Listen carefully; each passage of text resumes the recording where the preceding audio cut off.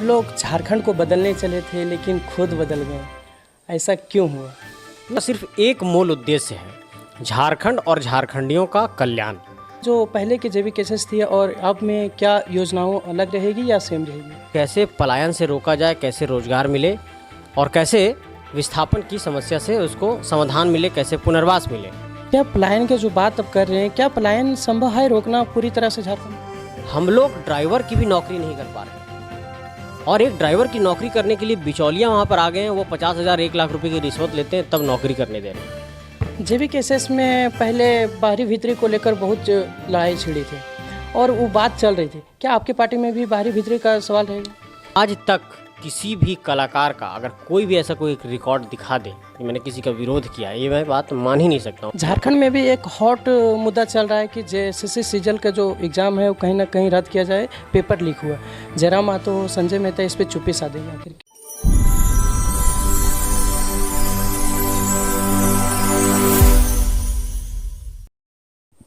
नमस्कार, मैं संजय कुमार, आप देख रहे हैं एसपीएन न्यूज।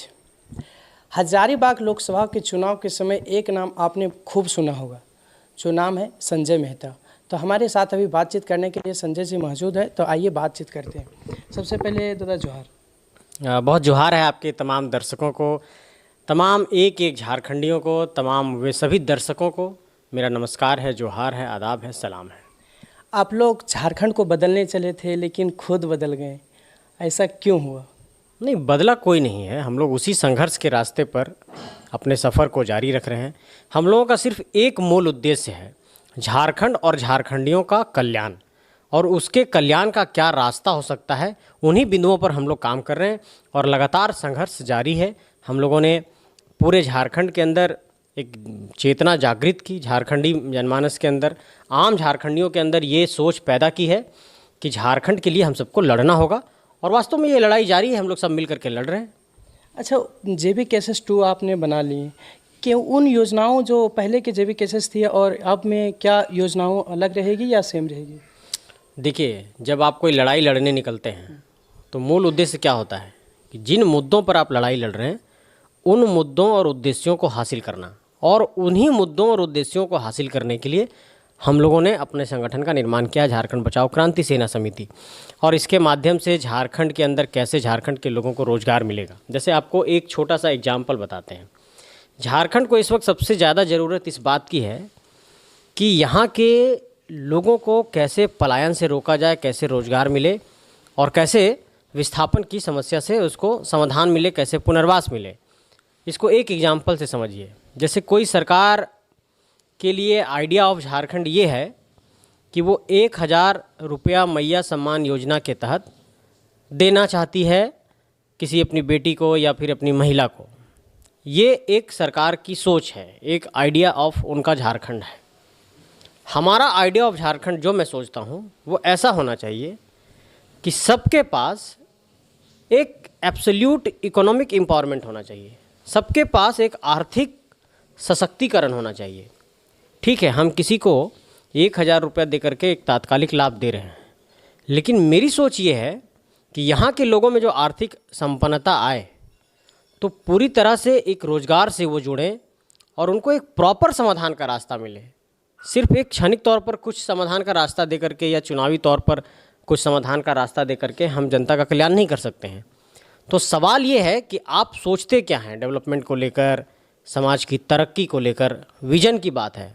तो हमारा आइडिया ऑफ झारखंड ये है कि यहाँ के लोग संपन्न हो, यहाँ पर रोज़गार हो, यहाँ पर पलायन नहीं हो, माइग्रेशन पूरी तरह से रुक जाए और यहाँ के लोगों में आर्थिक संपन्नता आए, और वो आर्थिक संपन्नता रोज़गार के माध्यम से आए, स्वरोजगार के माध्यम से आए, तमाम जो माध्यम है उन माध्यमों से आए।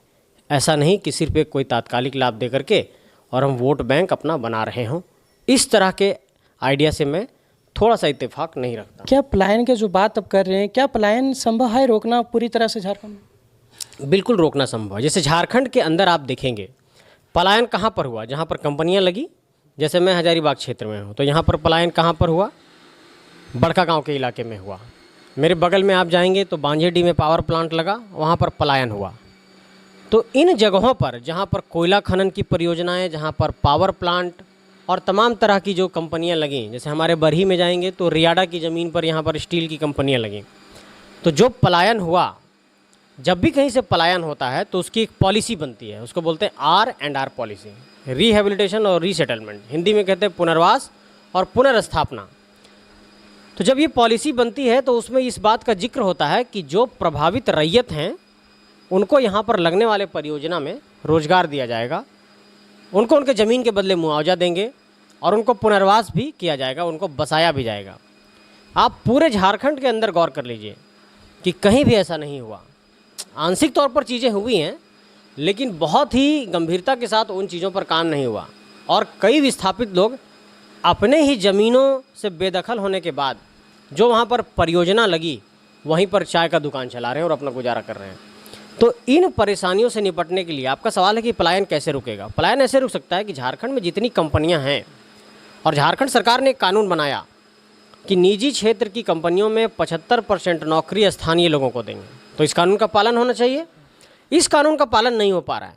अब जिस दिन कोई सरकार तलब कर दे सभी कंपनियों को कि भाई जितने कंपनी के GM हैं, CEO हैं, डायरेक्टर हैं, निजी क्षेत्र की जितनी भी कंपनियां हैं, चाहे वो हमारा CCL हो, CCL तो खैर सेंट्रल कोलफील्ड्स लिमिटेड है, लेकिन मान लिया जाए कि जितनी भी, जैसे कि वेदांता कंपनी है, मान लीजिए स्टील बनाती है, आलोक स्टील है, स्टील बनाती है, रुंगटा है, अडानी है, टाटा स्टील है, ये तमाम जो सारी कंपनियां हैं, जितने कंपनी हैं उसके अगर CEO, मैनेजिंग डायरेक्टर, ये सारे लोगों को सरकार एक साथ तलब करे कि आप बताइए कि आपके पास कितनी सारी नौकरियां हैं, वैकेंसीज़ हैं, और आप हमारे स्टेट में काम कर रहे हैं, हमारे स्टेट ने आपको पानी दिया है, हमारे स्टेट ने आपको ज़मीन दिया है, हमारे स्टेट के सड़कों का आप इस्तेमाल कर रहे हैं, और आप इतने ज़्यादा संसाधनों का इस्तेमाल हमारे राज्य के अंदर कर रहे हैं, हमने सब कुछ आपको दिया, तो हमारे लोगों को कितना आपने रोज़गार दिया, हमें डेटा दीजिए। कोई सरकार जब बहुत अकड़ करके इन सवालों को इन कंपनियों से पूछेगी तो उनको मजबूरन हमारे लोगों को नौकरी देना पड़ेगा। अभी क्या हो रहा है कि अभी बड़कागांव में एक BGR नाम की कंपनी आई है केरेडारी की तरफ, वहाँ से लोग मेरे पास आते हैं ड्राइवर, वो कहते हैं कि हम लोग ड्राइवर की भी नौकरी नहीं कर पा रहे हैं, और एक ड्राइवर की नौकरी करने के लिए बिचौलिया वहाँ पर आ गए हैं, वो 50,000 1 लाख रुपए की रिश्वत लेते हैं तब नौकरी करने दे रहे हैं। तो ये हालात एक ड्राइवर की नौकरी में है। तो जब तक प्रशासनिक तौर पर सख्ती का पालन नहीं होगा तब तक इन समस्याओं का समाधान नहीं होगा। प्रॉब्लम क्या है कि जितने IAS हैं, जितने मंत्री हैं और जितने हमारे सरकार में के महकमे बैठे लोग हैं, वो इन कंपनियों से डील कर रहे हैं और वो उन कंपनियों से लाभ ले रहे हैं। कोई गुड़गांव में फ्लैट ले रहा है, कोई बड़ी तरह की सुविधाएं ले रहा है, और इस कारण से इन कंपनियों पर शिकंजा नहीं कसा जा रहा है, जिस कारण से रोज़गार नहीं मिल पा रहा है।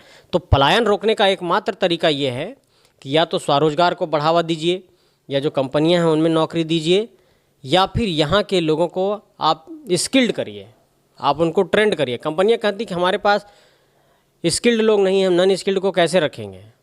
जब ऐसी व्यवस्था ही नहीं बनेगी कि किसी कंपनी को मान लिया कि MBA HR की ज़रूरत है, तो हमारे जो झारखंडी नौजवान हैं, तो क्या उसमें MBA HR किए हुए लोग नहीं हैं क्या? बिल्कुल। क्या MBA फाइनेंस किए हुए लोग नहीं हैं क्या? हैं, लेकिन ये कंपनियां फिर उनको प्राथमिकता नहीं देती है। वो देखिए कि अच्छा झारखंडी बच्चा है, वो उसको साइड कर देती हैं। ये एक माइंडसेट इन लोगों ने बना लिया है। तो इस माइंडसेट को भी ख़त्म करने की ज़रूरत है। हमारे यहाँ कंपनी लगाए, हमारे लोगों को नौकरी दीजिए ना। साफ कहना है हम लोगों का कि निजी क्षेत्र की कंपनियों में झारखंडियों को प्राथमिकता मिलनी चाहिए। सरकारी नौकरी में तो कह ही रहे हैं कि 3rd और 4th ग्रेड में दीजिए, लेकिन चूंकि हमारे ज़मीन पर आपने यहाँ पर कंपनियाँ स्थापित की तो झारखंडियों को नौकरी मिलना चाहिए, ये हमारी मांग है।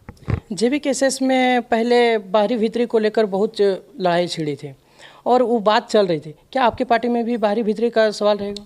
सवाल बाहरी और भीतरी शब्द का नहीं है, सवाल है राज्य के एक व्यक्ति की आइडेंटिटी का। एक झारखंडी की परिभाषा क्या होनी चाहिए, उसकी आइडेंटिटी का। ये देश जो है, आप सब जानते हैं, अपने संविधान में भी पढ़ा कि ये एक राज्यों का संघ है। तो सभी राज्यों की अपनी अपनी आइडेंटिटी है, सभी राज्यों की अपनी बोली, भाषा, परंपरा, संस्कृति है। बगल में बिहार है, उसकी अपनी बोली, भाषा, संस्कृति, परंपरा है, उसका सम्मान है। बगल में उड़ीसा है, उसकी अपनी बोली, भाषा, परंपरा, संस्कृति है, उसका सम्मान है। उत्तर प्रदेश है, उसकी अपनी बोली, भाषा, संस्कृति, सम्मान है। तेलंगाना है, उसकी अपनी बोली, भाषा, संस्कृति है। तो हमारी भी अपनी बोली है, भाषा है, संस्कृति है। हम नाचते हैं अखड़ा में, हमारी अपनी भाषाएं हैं। नहीं तो झारखंड का भी तो जो सिंगर है वो बिहार जाते हैं, बिहार के झारखंड आते हैं, तो आप लोग विरोध करते हैं। नहीं, मैंने कभी विरोध नहीं किया। जब भी केसेस में इसके पहले थे आप किए हैं?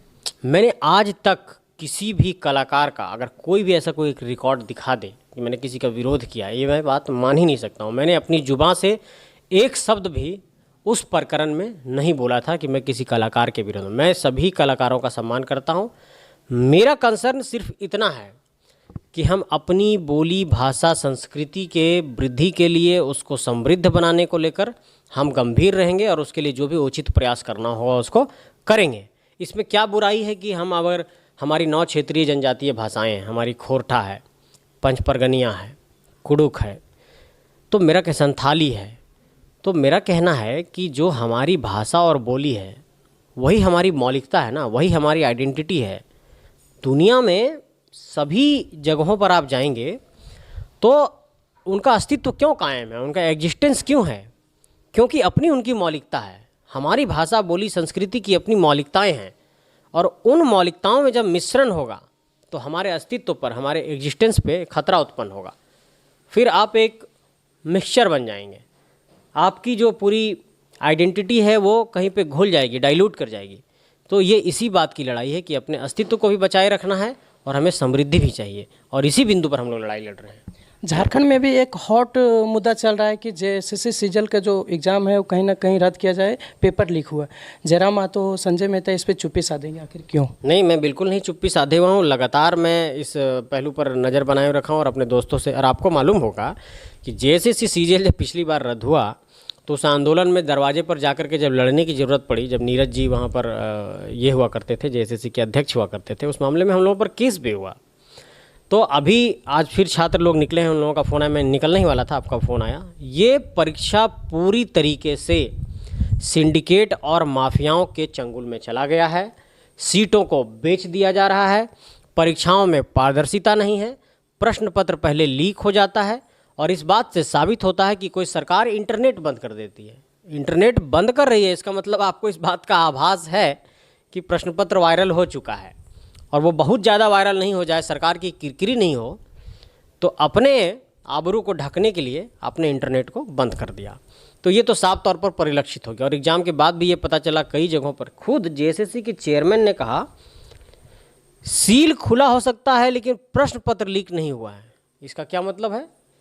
इतनी सिक्योरिटी और इतने गोपनीयता के साथ जिस परीक्षा का संचालन होता है, उस परीक्षा के प्रश्न पत्र के संदर्भ में आप कह रहे हैं कि सील खुला हो सकता है। क्यों सील खुला रहेगा? प्रश्न पत्र जो इतना गोपनीय है उसका सील क्यों खुला रहेगा? इसका मतलब कि कहीं कोई गड़बड़ी है। दूसरी बात, आपने इंटरनेट क्यों बंद किया? और तीसरी बात, इससे पहले भी ये साक्ष्य सामने आ चुके हैं कि प्रश्न पत्र लीक हुआ था और इस बार भी कई सारे ऐसे एविडेंस हैं, हम लोगों के पास भी सबूत पहुंचा है। और मैं भी चाहता हूं कि ये परीक्षा रद्द हो जाए, इसलिए क्योंकि जो ईमानदार छात्र हैं, जो मेहनत किए हैं, उनका सिलेक्शन नहीं होगा। सीटों को बेच देने का छात्रों ने आरोप लगाया है, उसकी जांच होनी चाहिए। और इस पूरे जेएसएससी सीजीएल प्रकरण का जो ये चल रहा है 7-8 साल से, इसका पूरा सीबीआई से जांच होना चाहिए। जब तक इसका सीबीआई से जांच नहीं होगा तो ये ऐसे ही लोग पद छोड़ते रहेंगे। तो किसी ने अपने चेयरमैन से इस्तीफा दे दिया, ये बचते चले जाएंगे, इन पर कोई कार्रवाई नहीं होगी। तो जब तक सीबीआई से जेएसएससी सीजीएल प्रकरण की जांच नहीं हो जाए और ये पूरे परीक्षा की प्रणाली को पारदर्शी तरीके से ना आयोजित किया जाए, तो मुझे लगता है कि इसको अभी रद्द कर देना चाहिए। इसको रद्द करना इसलिए ज़रूरी है कि जो बच्चे पढ़ रहे हैं 4 साल से 5 साल से, मेहनत कर रहे हैं ईमानदारी से, उनका सिलेक्शन नहीं हो पाएगा। और जिन लोगों ने प्रश्न पत्र किसी तरीके से ख़रीद लिया होगा, जो पेपर लीक में शामिल रहे होंगे या किसी तरीके से सेटिंग करने में कामयाब रहा होगा, वैसे लोगों की नौकरी हो जाएगी। तो आपने तो प्रतिभा को मार दिया ना, प्रतिभा का तो कत्ल हो गया। इसलिए मुझे लगता है कि इस परीक्षा को जल्द से जल्द रद्द कर दिया जाना चाहिए। आगामी विधानसभा भी चुनाव नज़दीक आ गया है, अब कितने सीटों पे अपने उम्मीदवार को उतारिएगा? अधिकतम सीटों पर हमारे पास कई एप्लीकेशंस आए हैं और कई सीटों पर तो 10-15 लोगों ने अपनी दावेदारी पेश की है और बहुत बड़े स्तर पर लोग संगठन से जुड़ रहे हैं और झारखंड के तमाम इलाकों से लोगों का आया है। और मैं आपको बता रहा हूँ कि हमारा जो मेंबरशिप है ऑर्गेनाइजेशन का, ऑनलाइन माध्यम से अभी तक लगभग मुझे लगता है कि मैं पिछले कुछ दिनों पहले डेटा देख रहा था, 22,000 के आसपास हम लोगों का वो क्रॉस कर चुका है। कैसे विस्तार करिएगा? आपको तो फिर से जाना पड़ेगा हर एक बूथ पे, हर एक गांव में। कैसे भ्रमण कर सकते हैं? इतना 40 दिन, 1 महीना बचा हुआ है चुनाव में। कैंडिडेट जाएंगे जो चुनाव लड़ेंगे, और हम लोगों के जो कैंडिडेट होंगे वो ऐसे लोग हैं जो ज़मीन पर मेहनत कर रहे हैं, पहले से मेहनत कर रहे हैं, लगातार जनता के बीच बने हुए हैं, जिन्होंने बूथ कमेटी बनाया है, जो बूथ स्तर की राजनीति को समझ रहे हैं, जो जनता से जुड़े हुए हैं, वैसे लोगों को हम लोग अवसर दे रहे हैं। और आपको मैं ये बताना चाहूँगा कि हम लोगों ने ये तैयारी की है कि जिन मुद्दों पर हम लोगों को लड़ाई लड़नी है, जिन मुद्दों को जनता के बीच लेकर के जाएंगे, तो हम लोगों की पूरी अपनी ड्राफ्टिंग कमेटी है जो ड्राफ्ट कर रही है। हम लोग मैनिफेस्टो भी ड्राफ्ट लगभग कर लिए हैं। हम लोग जनता के बीच अपना मैनिफेस्टो भी लेकर के आएंगे और तमाम चीज़ों को जनता के बीच हम लोग रखेंगे कि ये हम लोग करना चाहते हैं, आप लोगों का सहयोग चाहिए, और मुझे लगता है कि झारखंड की जनता उसमें सहयोग करेगी। चलिए, तो बाकी आप देख रहे थे हमारे और संजय जी का इंटरव्यू। कैसा लगा और इनके बारे में क्या सोचते हैं, एक बार कमेंट करके ज़रूर आप बताइए।